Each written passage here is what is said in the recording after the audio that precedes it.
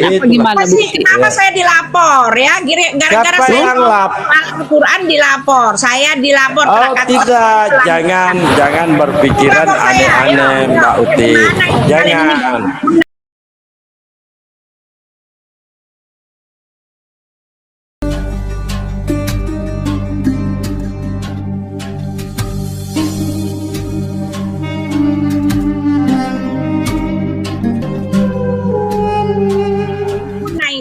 Gini Mbak Uti. Ini kadang-kala TikTok. Sebentar, Bu Uti, Bang Dalbo, coba tunjukkan screenshot itu akunmu tadi yang kau bilang dilapor. Ada ini. Ada notifikasinya itu. Ada notifikasinya kalau memang kamu dilapor. Mana? Coba. Ada di Bisa aja gini Mbak Uti, dengarkan. Bisa jadi dengarkan dulu yang bisa jadi karena bahasa Mbak Uti itu frontal bahasanya, bisa jadi TikTok yang membenet. Nggak bisa dipungkiri juga karena frontal, fitnahannya tadi luar binasa sayang. Ada yang melapor ketika saya bicara. Enggak ada, Ben. Saya pun kadang-kala kena benet yang kamu jangan ini, ada Bang Aristo ini. Emang kenapa Aristo di bawah? Aristo itu. Aristo juga lari habis saya nih. Saya coba sama saya kabur dia sebentar lagi. Enggak. Lari lagi. Cuma bisa berlindung di balik.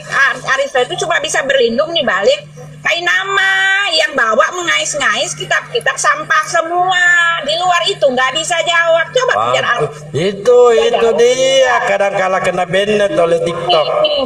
Anda berbicara suka-suka Anda.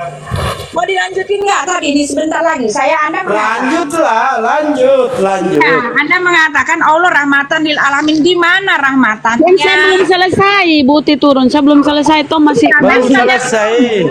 Masih waktuku tadi. Iya, waktunya Bunda Rahma. Ya. Tadi kan Bu Uti kena benet, oke, kami terima. Karena bahasanya memang ujaran kebencian ya. Sabar. Kamu dari tadi ujaran kebencian dari tadi ngejar Alkitab, Pak. Sekali. Jadi nggak kalian malas di situ saya. Ini gara-gara Risto ini. Wah, kesurupan nih. Kalian mengucap dari awal sampai akhir. Oke. Ini nggak adil, Bro. Enak aja. Iya, adil. Oke. Ini waktunya Bunda Rahma. Ya. Ya. Kamu di-emut dulu. Habis makan apa Tante Uti? Aku dikit lagi ya, baru kalau ada yang mau masuk silakan ya teman-teman, ada yang mau ini lanjut. Siapa tahu mau juga merasakan nikmatnya dengan Bu Uti ya. Oke, saya tadi ke apa yang saya sampaikan tadi ya. Itu kata Yesus tadi yang kebaca ya di Lukas. Bagi seteruku yang tidak setuju aku menjadi rajanya, bawalah ke hadapanku, bunuhlah di depan mataku. Kejamnya Tuhanmu itu ya. Kemudian aku ke Lukas 9:60. Tetapi Yesus berkata kepadanya, ada seorang murid berkata, Guru, aku ingin menguburkan dulu ayahku. Apa kata Yesus dengan sangat kejam? Sudahlah, jangan kau mengurusi ayahmu. Biarlah orang mati menguburkan orang mati. Ya kan koplat Tuhanmu. Masa orang mati menguburkan orang mati, ya itulah ya. Dan dia mengajarkan muridnya ini atau pengikutnya ini durhaka kepada orang tuanya. Masa ini saat terakhir dia ingin menguburkan ayahnya. Dia dilarang sama Yesus. Ajaran apa kalian ini ya? Mana ajaran kasihnya? Ini ajaran kopla kalau bilang ya. Kalau di dalam Islam ini Bu Uti ya, ketika ada riwayat begini ya, ketika suatu saat ada seorang laki-laki ingin ikut berjihad ya, ingin ikut berperang dengan Rasulullah. Apakah pertanyaan Rasulullah? Apa kau masih punya orang tua? Ya Rasulullah, aku masih punya ibu. Sudah, kamu jangan ikut berperang. Uruslah ibumu itu, rawatlah ibumu itu. Nah ini kan ajarannya sangat bagus ya, penuh kasih. Nah kalau kamu, masa dia bilang ya sudah biarkan orang meninggal menguburkan orang meninggal, orang mati menguburkan orang mati. Kan koplah kata-katanya Tuhanmu ini kan. Ya Allah ya Rabbi, ajaran apa kalian ini? Dia jual ajaran kasih. Coba kau baca kembali Bibelmu itu, di mana kasihnya itu? Yang tidak setuju Yesus menjadi raja disuruh bunuh, dibawa ke depannya suruh bunuh, di mana? Apalagi kata Yesus, aku datang bukan membawa damai, melainkan membawa pertentangan. Nah itu yang kalian imani. Kamu harus sadar Buti. Ikan belum. Coba kan berapa jam, berapa menit? Udah berapa menit? Sekarang berapa menit lagi? Yesus itu yang kau jual itu ajaran kasih bertentangan dengan apa yang diajarkan oleh Yesus ya, bertentangan. Yesus itu mengajar kalian untuk durhaka. Ibu Rahma, ya ilah Allah, Ibu Rahma. Itulah Buti. Silakan baca kembali Bibelmu. Rahma, ya ilah, ya. Di dalam Sahih Muslim 2599 dari Abu Hurairah berkata, dikatakan oleh Rasulullah Allah untuk kebinasaan orang-orang musyrik. Beliau berkata, sesungguhnya aku tidak diutus untuk melaknat. Sesungguhnya aku diutus sebagai rahmat. Tetapi Al-Quran berkata, orang-orang Yahudi berkata, di tangan Allah terbelenggu. Ya, tangan Allah terbelenggu. Sebenarnya tangan mereka lah yang dibelenggu dan mereka lah yang dilaknat. Nah, ya kan? Ada kontradiksi antara mengatakan menjadi rahmat lalu mengatakan seperti itu, disebabkan yang telah mereka katakan itu ya, tetapi kedua tangan Allah terbuka. Ini sekali lagi saya baca, orang-orang Yahudi berkata tangan Allah terbelenggu, sebenarnya tangan mereka lah yang terbelenggu dan mereka lah yang dilaknat ya, takut di report lagi ya. Ya, jadi sebenarnya mereka yang dilaknat disebabkan apa yang mereka katakan. Nabi Muhammad mengatakan, dan hanya boleh berbaik-baik hanya dengan orang-orang yang seakidah ya, bersikap ramah kepada orang-orang seakidah, tetapi ya kan bersikap keras terhadap orang-orang yang tidak menerima Muhammad adalah Rasul ya. Jadi itu kontradiksi, Bu. Sedangkan di dalam Quranmu sendiri mengatakan ya, Al-Quran mengatakan apabila ya di dalam QS 4 ayat 82, maka tidak mereka menghayati Al-Quran, sekiranya Al-Quran itu bukan dari Allah, pastilah mereka menemukan banyak hal-hal yang bertentangan. Terjadi pertentangan simpang siur antara hadis dan Al-Quran, antara Al-Quran dengan Al-Quran, antara hadis dengan hadis. Oh banyak sekali bro, apalagi soal merahmati ya. Nih dikatakan ya di dalam QS 42 ayat 41, tetapi orang-orang yang membela diri setelah dijolimi tidak ada alasan untuk menyalahkan mereka. Sesungguhnya kesalahan hanya pada orang yang berbuat zalim, ya kan? Di dalam kitab kan kamu dikatakan tidak ada kesalahan ketika jahat dibalas jahat, gigi ganti gigi. Di dalam Matius 5 Yesus sudah mengatakan ya, orang-orang Farisi, jika hidup keagamaanmu tidak lebih baik dari orang-orang Farisi yang memakai hukum gigi ganti gigi, mata ganti mata, ini dia ajaranmu, gigi ganti gigi, orang-orang ini tidak akan melihat kerajaan sorga, kata Yesus ya kan. Dan ya, dikatakan tetapi orang-orang yang membela diri setelah dijolimi tidak ada alasan untuk menyalahkan mereka. Sesungguhnya kesalahan hanya ada pada orang-orang yang berbuat zalim kepada manusia dan melampaui batas di bumi. Gigi ganti gigi, mata ganti mata, kata Yesus, kalian tidak akan menerima, kalian tidak akan melihat kerajaan sorga, karena hidup keagamaan kalian tidak lebih hebat dari ahli-ahli Taurat dan orang-orang Farisi. Mati dibaca ya kan? Oke. Perumpamaan sebentar, perumpamaan perumpamaan. Oke ya. Oke.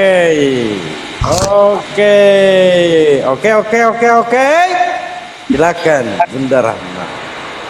Izin ya Bang Aristo. Ya, silahkan. Nah, kalau yang kamu sampaikan itu aku bingung, kamu ngomong apa? Kayak kayak balon bocor. Bingung aku, kamu ngutip apa, kemana, ke situ ke sini. Aduh, begini Buti, yang kau bahas juga itu hadis yang mana? Apakah itu hadis hadis palsu, hadis bingung aku apa itu yang kau sampaikan tadi. Terus cepat cara ngomongmu. Nah ya, kalau kita ke Bibelmu lah ya, Bibelmu itu nggak tahu disejajarkan dengan apa ya? Apa itu hadis palsu, hadis doib? Kalau dibilang kitab suci itu jauh antara langit dan bumi, nggak nyampe dengan apa yang kau sampaikan kontradiksi di Al-Quran. Kalau ini waktu panjang kau buka semua kontradiksi di Bibelmu, kau buka semua ya, itu kau akan menangis terseduh-seduh kalau kau buka.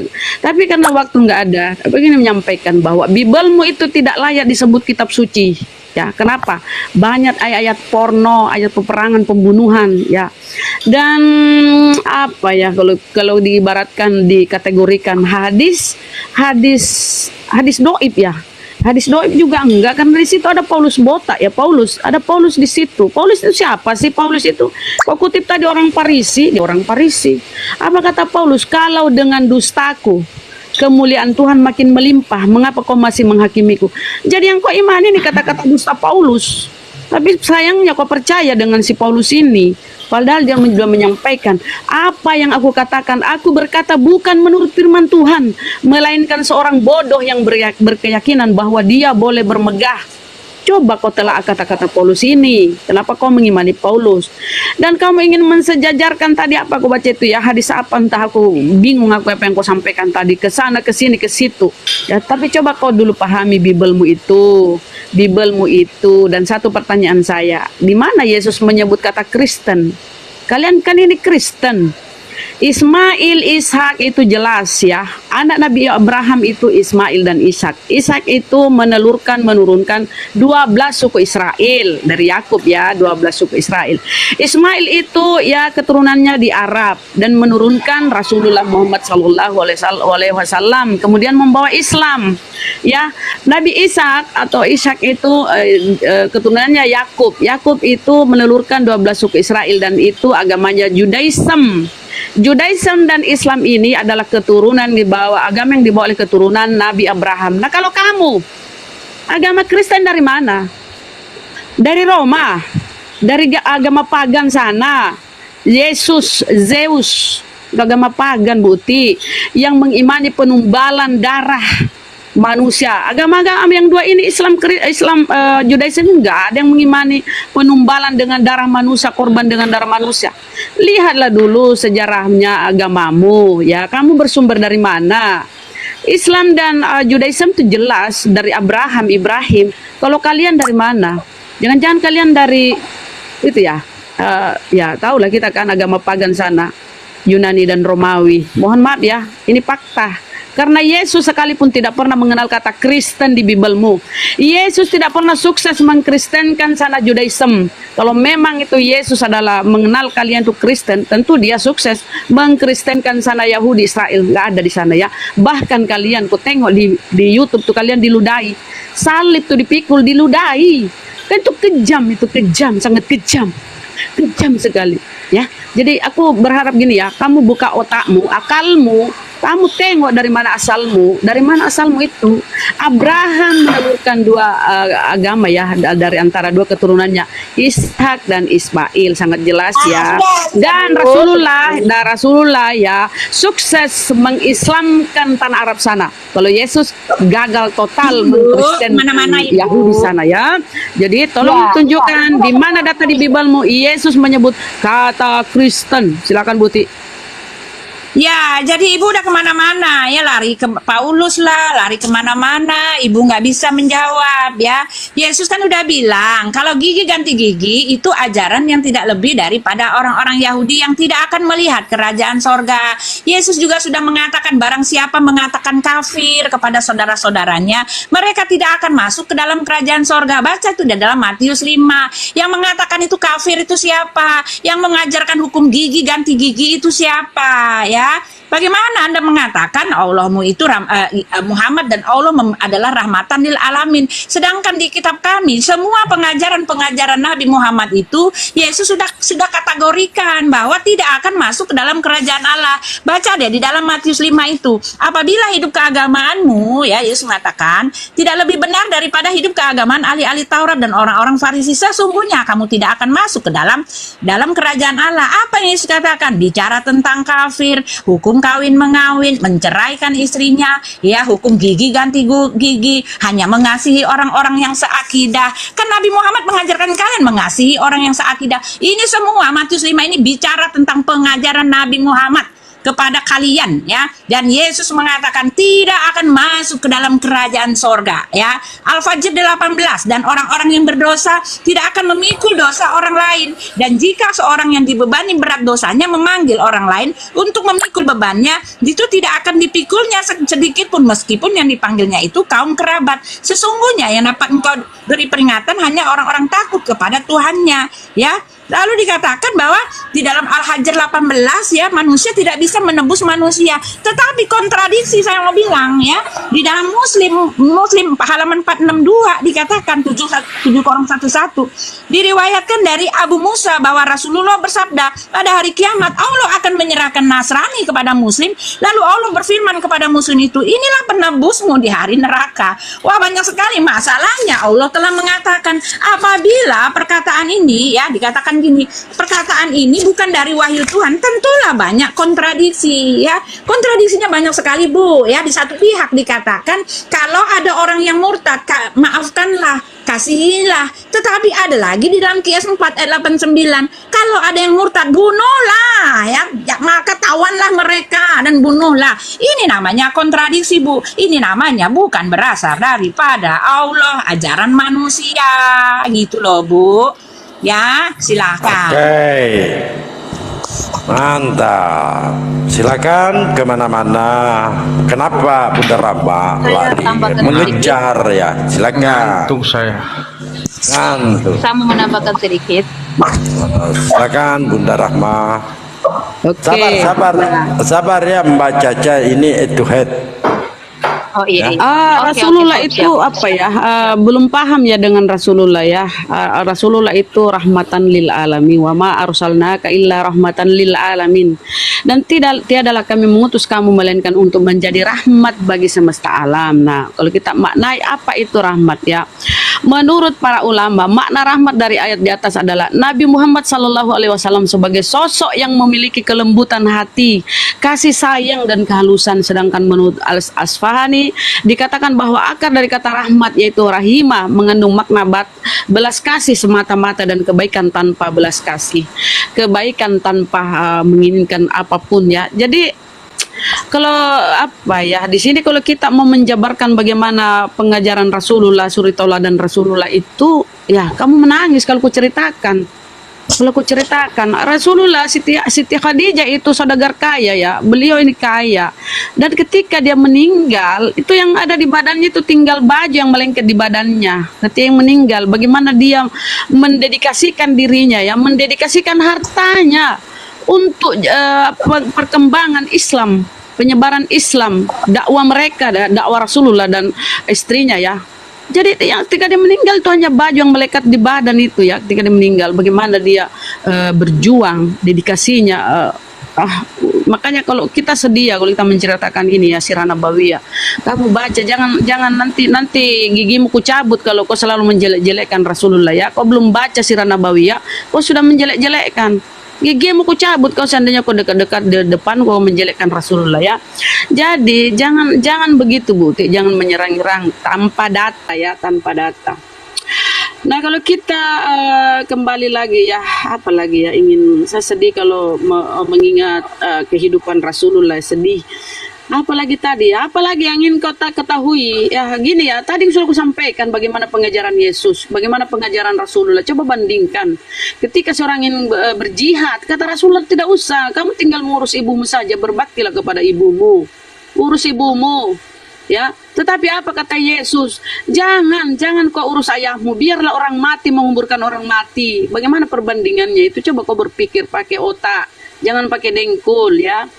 Apalagi ya tadi ini Bu Uti, kemana-mana sih harusnya pakai tema ya, supaya kita fokus, supaya kita dapat poin. Ini kan lompat kiri kanan.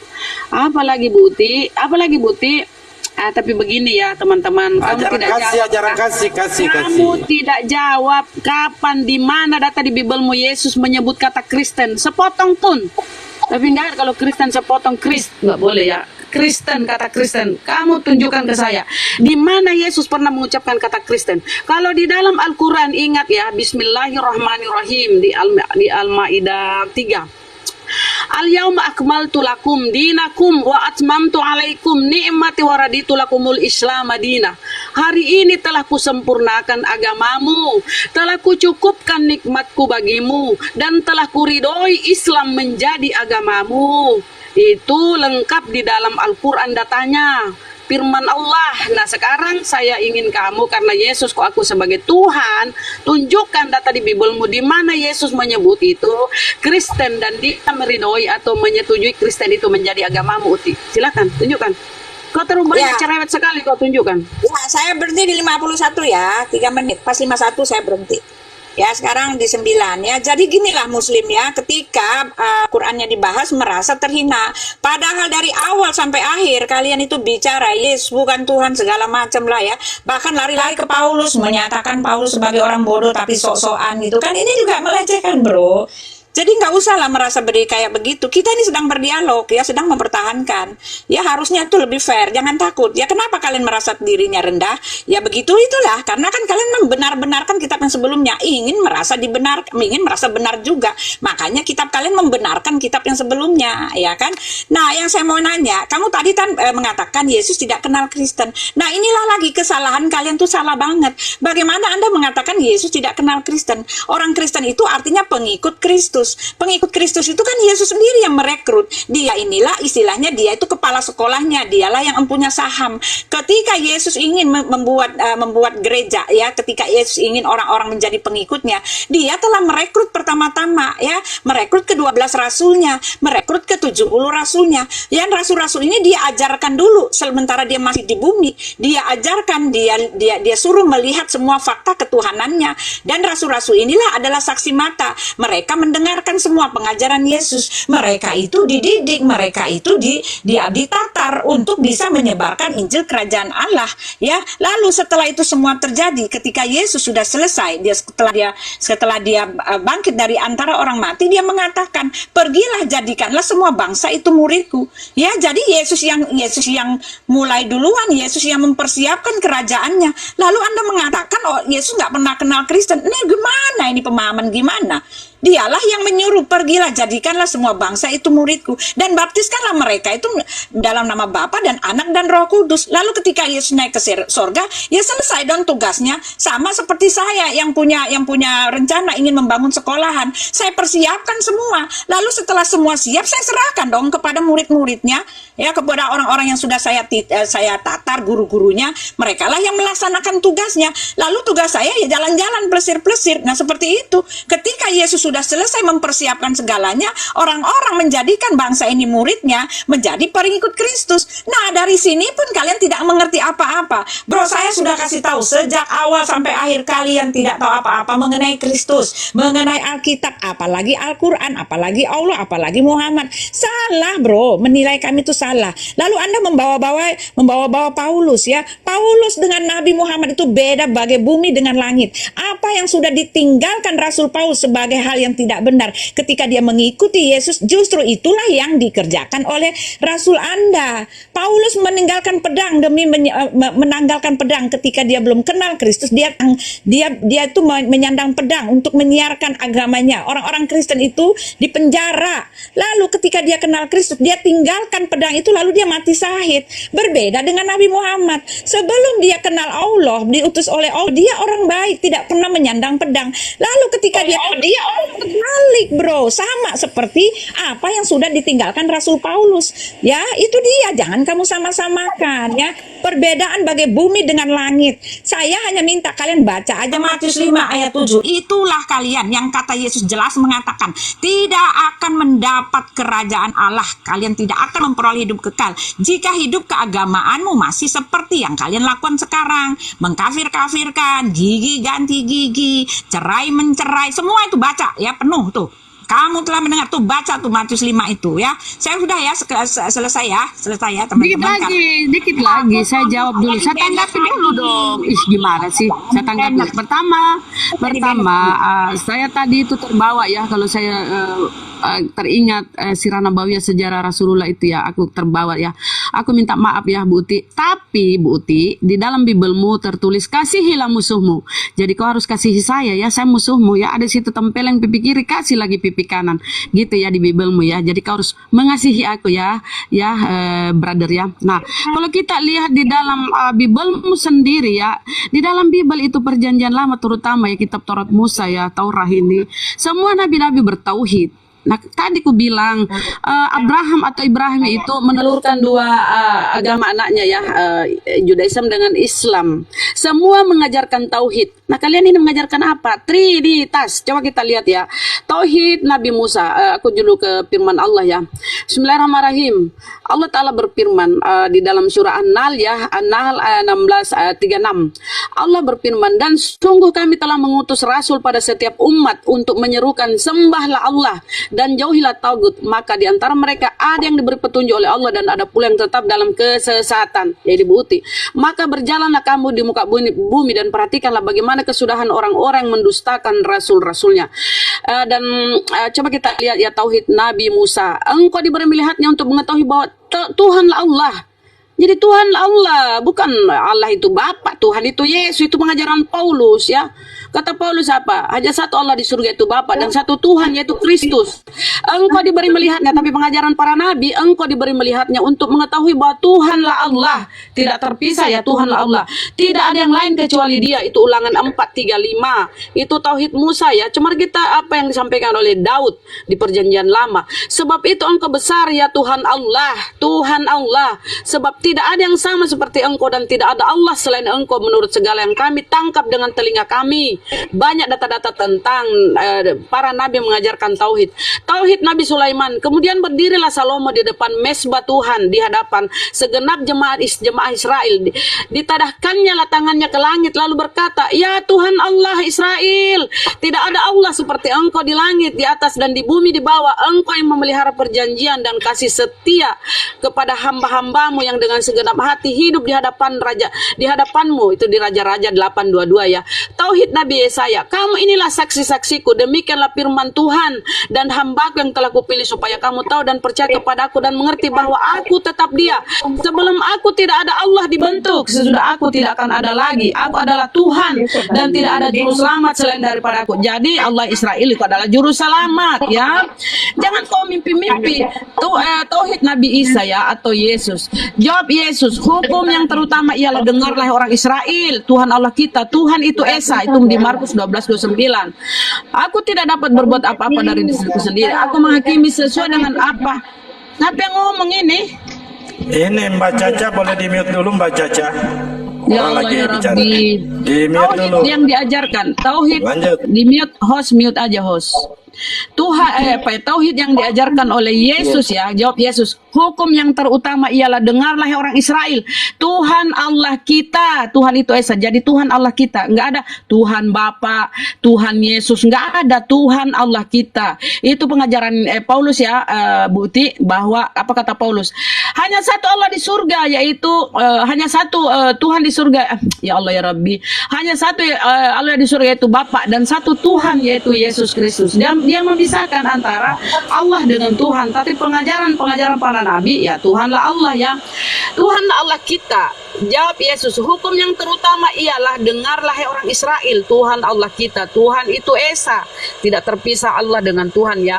Kemudian aku terakhir ya, dan sebagai ke dalam Al-Quran, firman Allah Ta'ala mengisahkan Isa Al-Masih itu putra Maryam sebagai berikut ya, di Al-Imran 3:50.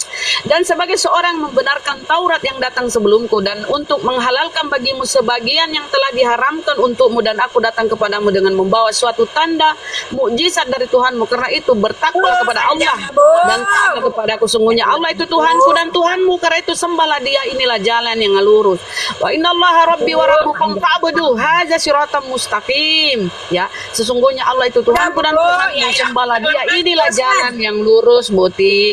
Jadi begitulah ya, para nabi mengajarkan tauhid, menyembah satu Tuhan. Nah, silakan.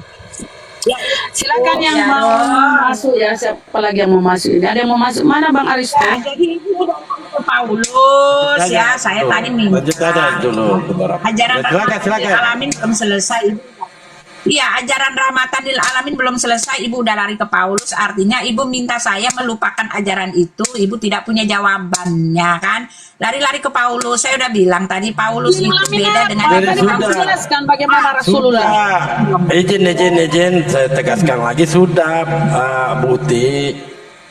Berarti Bu Uti Ya ketika sudah diam diskusi. dong. Nanti Tunggu dulu supaya Nanti kakak dijawab. premin. Berarti Bu Uti ketika diskusi tidak mendengarkan orang lain berbicara gitu loh. waktu tambah ya. Saya Dengarkan minta lah. waktu tambah ya. Ya, saya Bukan minta perkara tambah. waktunya, tunggu dulu. Anda harus konsisten ketika diskusi. Artinya Anda dengarkan juga, pasang telinga ketika Bunda Rahma menjabarkan gitu loh. Mati dong. Ini namanya Hah? mau keroyokan. Jawabnya nanti lah. Ada Bukan, waktu. saya hanya menegaskan Bu Uti konsisten Bukan dalam keroyokan. diskusi. Ya suka-suka dong. Orang ini kan nanti Ibu Oh apa yang ya, oke, jawab. silakan. Ketika kami berbicara, Anda tidak mendengarkan, silakan. Ya, mungkin itulah Iya. salah satu contoh adab tentang ajaran kasih. Silakan. Udah, kelojotan deh. Gimana ini? Kelojotan ini namanya, ya. Jadi ya sudah, kalau ibu membahas tentang Rasul Paulus, ibu nanti kalau saya bongkar semua ibu malu bu, ibu akan lari dari membahas Rasul Paulus ya, karena Rasul Paulus bukanlah Nabi Muhammad. Kan sudah bilang apa yang sudah ditinggalkan Rasul Paulus sebagai hal yang tidak membawa kepada kebenaran dan tidak membawa dia kepada kerajaan Allah, dia sudah tinggalkan. Setelah dia terima Yesus, bahkan dia mati martir demi Yesus. Tetapi apa yang sudah ditinggalkan oleh Rasul Paulus, itulah yang dikerjakan oleh Nabi Muhammad. Itu ya, itu yang saya mau kasih tahu ibu, pelajari. Itulah yang dikerjakan oleh Rasul Muhammad sebagai hasil pertobatan Nabi Muhammad. Katanya dia diutus, tetapi ketika dia diutus, dia mengerjakan semua yang telah ditinggalkan, yang telah ditobatkan oleh Rasul Paulus ya. Itu ibu harus pelajari ya. Rasul Paulus tidak hidup ya, dia tidak selama dia melayani, dia meninggalkan ya urusan-urusan bercahwat, urusan birahinya itu, dia tidak kawin sama sekali bu ya. Tetapi Nabi Muhammad ketika dia belum diutus, dia setia pada satu istri. Tetapi setelah diutus, berapa banyak istrinya? Rasul Paulus itu bu, dia tidak makan dari hasil pelayanan, dia tetap bekerja bu, dia sebagai pembuat tenda, dia tidak makan. Tetapi Rasul Muhammad, dia menerima 1/5 dari hasil rampasan. Beda bu. Rasul Paulus itu dia sekaliber profesor. Nabi Muhammad dia hanyalah seorang yang buta huruf, yang umi bu. Rasul Paulus menjaminkan keselamatan, Rasul Muhammad masih minta diselamatkan, didoakan supaya selamat bu. Dari buahnya lah kamu mengenal mereka, kata Yesus ya. Kalau bicara perbedaan Rasul Paulus dengan Nabi Muhammad, Anda tidak mau membahasnya lagi bu. Kalau saya mau buka bu, beda bu, dari pengajaran maupun beda setengah mati. Adapun ayat yang Anda pakai Rasul Paulus itu comotan semua, Anda tidak mengerti maknanya, lalu Anda comot-comot. Yesus yang katanya membunuhlah itu segala macam, itu juga comotan, itu kan perumpamaan bu ya. Ya Yesus sudah saya bilang, baca Matius 5 itu, semua orang-orang yang akan menuju kepada neraka itu diajarkan semua bu, di dalam Matius 5 itu diajarkan semua oleh nabimu bu. Itu yang harus Anda ketahui ya. Nah soal bertauhid, nah ya harus Anda ketahui, ajaran tauhid ini sejak dahulu kala itu sudah ditolak oleh bapak-bapak gereja. Contohnya adalah ajaran Nestorian ya. Nestorian itu ya, itu juga sudah ditolak, karena itu bukanlah bicara mengenai kebenaran Tuhan yang hakiki ya. Yang dimaksud di dalam Alkitab itu adalah ajaran-ajaran yang bertauhid ini bu ya. Nah masalahnya yang menganut ajaran Nestorian itu adalah Warakah bin Nawfal yang disebut Nasrani. Dan Warakah bin Nawfal inilah yang mengatakan bahwa Nabi Muhammad itu didatangi oleh Jibril menurut kitab yang dia tulis, Injil yang dia tulis ya. Jadi dari sini saja penunjukan bahwa Nabi Muhammad adalah seorang Rasul Warakah bin Nawfal. Sedangkan Warakah bin Nawfal itu sudah dicap sebagai bidat karena penganut tauhid. Oke. Ya silakan. Oke. Jadi sekarang sebelum Bunda Rahma bernarasi kembali, jadi Uti dengarkan ya. Di handsetnya jangan dilepas supaya nyimak, bisa menemukan kebenaran secara hakiki ya. Sedangkan Anda sudah menjabarkan panjang kali lebar tanpa ada data. Silakan Bunda Rahma. Dia penasaran sekali dengan Rasulullah ya. Penasaran sekali dengan kamu siapa Rasulullah. Gini kebacakannya. Coba kamu buka beli ya kalau ada bukumu danamu buti beli buku judulnya Muhammad Sallallahu Alaihi Wasallam profil tersukses sepanjang sejarah itu ya. Itu di situ kau kan temukan yang gak usah Sirah Nabawiyah ini beli saja di buku-buku orang dari barat ya. Lamartine El History Lamartine History de la Turquie Paris 1854 Volume 2 ya, dia berpendapat begini ya.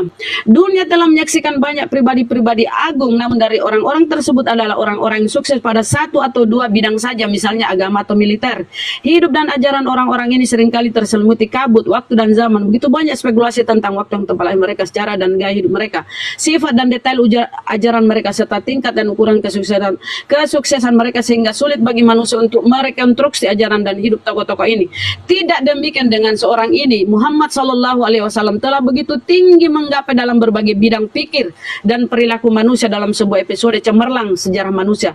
Setiap detail dari kehidupan pribadi dan ucapan-ucapannya telah secara akurat didokumentasikan dan dijaga dengan teliti sampai saat ini. Keaslian ajarannya begitu terjaga tidak saja oleh karena penelusuran yang dilakukan para pengikut setianya, tapi juga oleh para penentangnya. Muhammad adalah seorang agamawan, reformis sosial, teladan moral, administrator masa, sahabat setia, teman yang menyenangkan, suami yang penuh kasih, dan seorang ayah yang menyayangi semuanya menjadi satu. Tiada lagi manusia dalam sejarah melebihi atau bahkan menyamainya dalam setiap aspek kehidupan tersebut.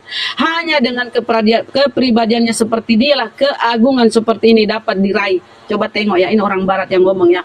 Coba kita ke Rama Krishna ya, Profesor filosofi ya Allah ya Rabbi, Profesor filosofi dalam bukunya Muhammad the Prophet of Islam ya, Muhammad utusan dalam Islam. Kepribadian Muhammad sangat sulit untuk menggambarkannya dengan tepat. Saya pun hanya bisa menangkap sekilas saja betapa ia adalah lukisan yang sangat indah. Ini kata-kata profesor ya, orang di luar Islam ya. Betapa untuk menggambarkannya dengan sangat tepat, saya pun hanya bisa menangkap sekilas saja betapa ia adalah lukisan yang sangat indah. Anda bisa melihat Muhammad sang nabi, Muhammad sang pejuang, Muhammad sang pengusaha, Muhammad sang negarawan, Muhammad sang orator ulung, Muhammad sang pembaharu, Muhammad sang pelindung anak yatim, Muhammad sang pelindung anak yatim piatu, Muhammad sang pelindung hamba sahaya, Muhammad sang pembela hak wanita, Muhammad sang Muhammad sang pemuka agama dalam setiap perannya tadi. Ia adalah seorang pahlawan. Saat ini 14 abad kemudian, kehidupan dan ajaran Muhammad tetap selamat. Tiada yang hilang atau berubah sedikit pun. Ajaran menawarkan secercah harapan abadi tentang obat atas segala penyakit kemanusiaan yang ada dan telah ada sejak masa hidupnya. Ia bukanlah klaim seorang pengikut, tapi ini bukanlah klaim seorang pengikutnya, tapi juga sebuah simpulan dan yang tak terelakkan dari sebuah analisis sejarah yang kritis dan tidak bias. Nah, ini lagi Mikhail Hart ya, dengan 100 ranking of the most influential person of in history. Pilihan saya pada Muhammad 100 ranking 100 manusia-manusia yang terpopuler kali ya. Mohon maaf ya, aku nggak bisa bahasa Inggris. Pilihan saya pada Muhammad untuk diletakkan di peringkat teratas. Coba kau bayangkan. Ya, ini banyak ke bawah ini ya, profesor-profesor. Ya, pilihan mereka ini ya, 100 tokoh terpopuler di dunia, dia dia menempatkan Rasulullah pada peringkat teratas. Pilihan saya pada Muhammad untuk diletakkan di peringkat teratas dari urutan orang-orang yang berpengaruh di dunia. Boleh jadi mengejutkan sebagian pembaca dan membuat orang lain bertanya-tanya, tetapi ia adalah satu-satunya manusia dalam sejarah yang meraih sukses yang begitu tinggi, baik dalam bidang agama maupun dalam bidang keduniaan.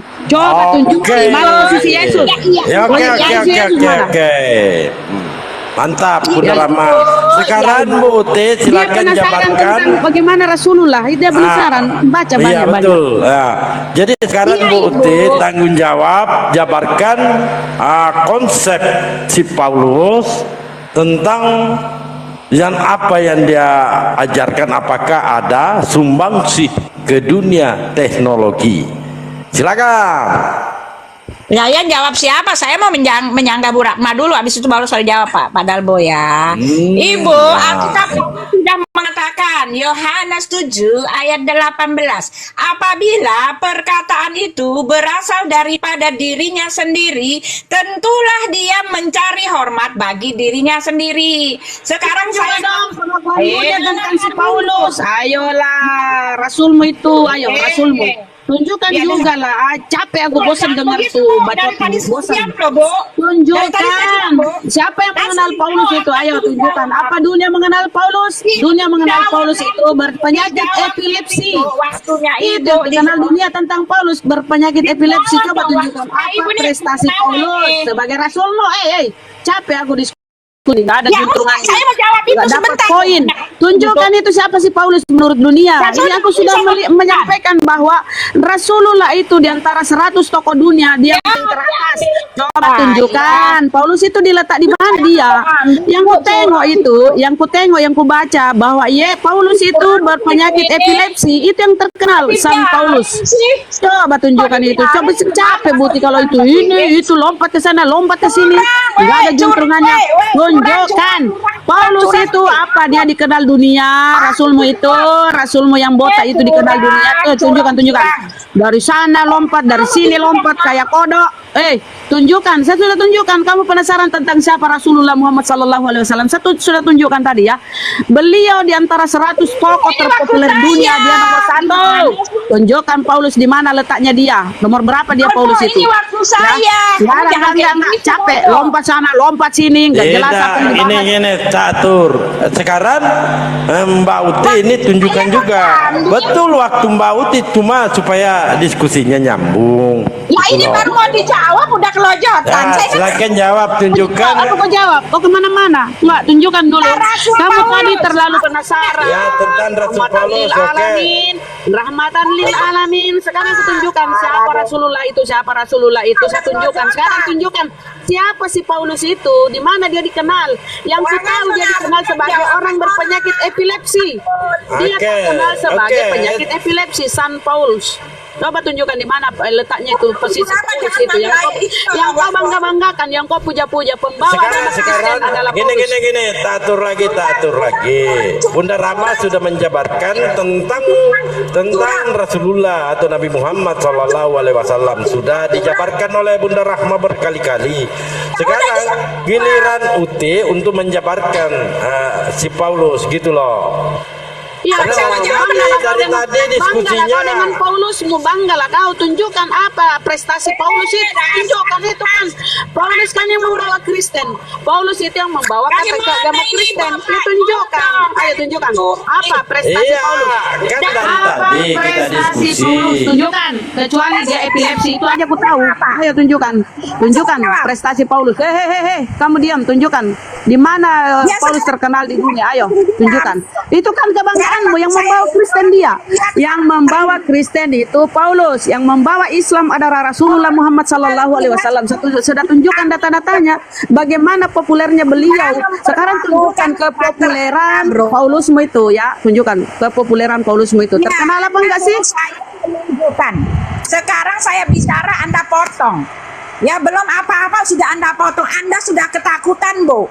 Ya saya ini mau bicara tentang Paulus yang tidak jawab yang saya tanyakan, jawab saya tanyakan ya. Di mana posisi Paulus? Di mana posisi Paulus? Coba tunjukkan prestasi Paulus untuk dunia ya, tunjukkan prestasi. Ketahui, saya sudah kasih tahu yang perlu Anda ketahui, kami tidak punya doktrin yang sama seperti Anda mendewakan. Berarti Paulus tidak ada apa-apanya dibanding Rasulullah. Udahlah, sudah. Yang lain saja ya, nol. Paulus nol, Paulus botak nol, nggak ada prestasinya ya. Rasulmu nggak ada prestasinya, Rasulmu ya, udah ya. Kecuali dia terkenal epilepsi, itu yang pernah aku baca ya, Saint Paulus, epilepsi Paulus ya. Jadi udah. Yang lain aja ya. Tadi kau mau mengungkit terus siapa Rasulullah. Aku sampaikan siapa Rasulullah. Sekarang kau jawab siapa Paulus. Kenapa dia terlempar? Dia kan tadi rahmatan lil alamin, aku sampaikan siapa Rasulullah.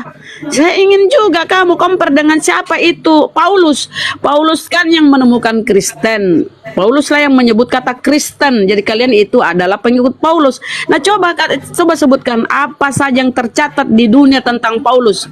Cuma satu yang ku tahu yang pernah ku baca ya.